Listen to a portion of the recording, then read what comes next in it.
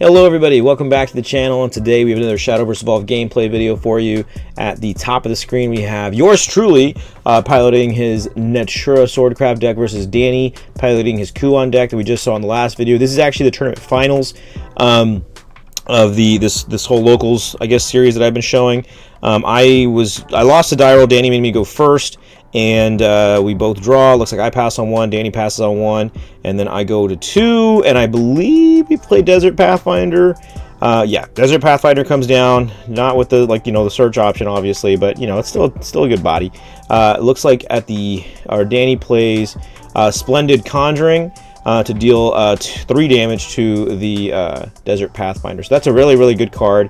It's like completely replaces Fire Chain because you can target up to 3 followers with it. So the Swift Tigress comes down, hits Danny for 4, and then we pass over. Demon Caller comes down. Demon Caller comes down, and I definitely get a little bit nervous because I was not sure if he was just going to swing the Demon Caller over my Tigress, but it looks like he actually trades the I think he trades the Paper Shikigami into it, so he can start turbing out his cemetery. Yeah, he does that. So he's going to draw a card. I think he pitches knowing Danny, it's probably like a Trail of Light or something broken, So he's going to pitch a Trail of Light. How did I know? Other than living out this game. But yeah, Danny's pretty nice on Kuon. So I start my next turn with Iridium Magna to out the Demon Caller.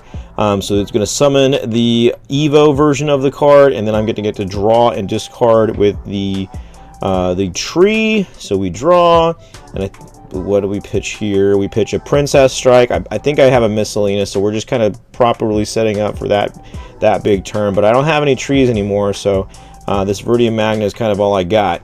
But Danny's going to use 2 play points here. I think he's going to use a Surefire Bullet. Surefire is a good call right now, guys. I mean, it outs Viridia's Evo pretty nice with only 2 play points.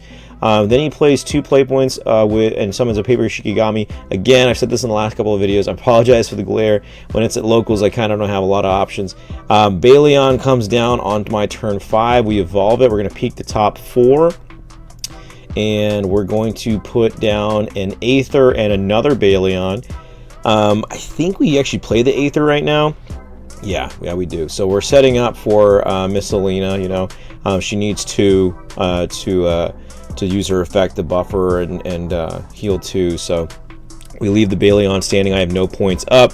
So Danny is going to... Oh, I forgot to give myself 2 heals for the Iridium Magna. My bad. Danny's kind of just making sure that I did my play points properly. Danny's he's a very careful player.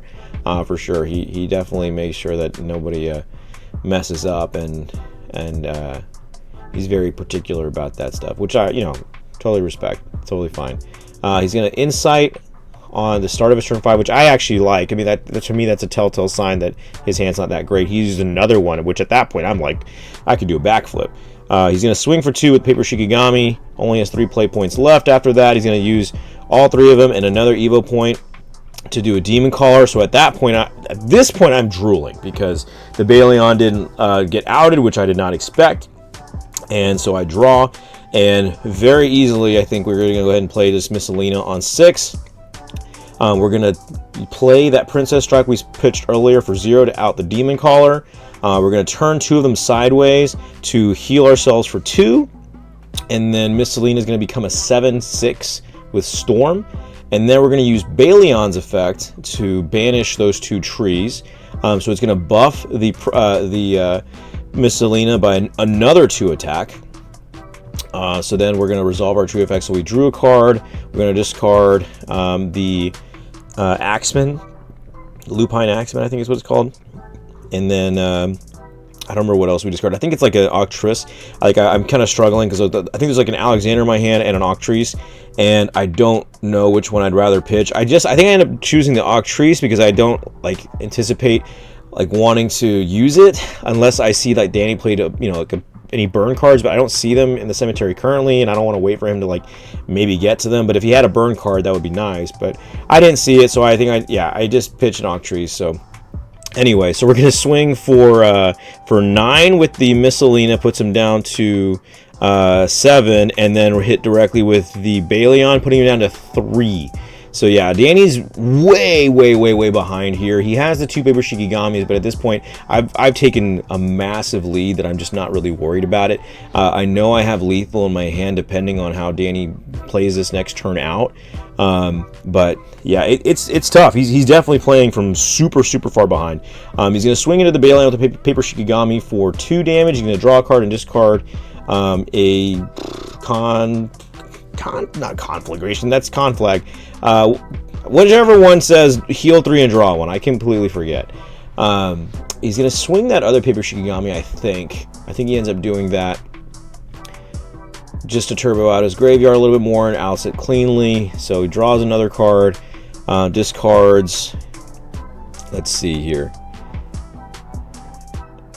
Looks like it's going to be, drum roll please. I mean, he's in a tough position, so he pitches D-Shift. That's fair. Yeah, that's fair. I mean, like when you're this far behind, I don't think you should even be thinking about D-Shift, you know. Although that is going to be the only way you can kind of come back and win this thing, is to sack it out like that. But yeah, he's got 6 play points, so he kind of has to out the giant 9/6 follower while also kind of like maintaining a defense. So plus you see the Bailion in my back line right there, like ready to like get my cards going again. So it's tough. Looks like he has an Eleanor in his hand. Eleanor is a new card in this set that says, I think you discard a card, like you discard a spell and draw a card. And then it, like, whenever you, let's see. He's going to discard.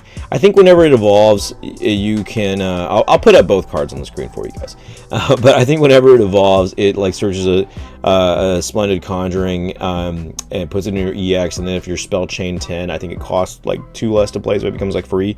But he's not at Spell Chain yet. So he discards the AoE for 6 spell.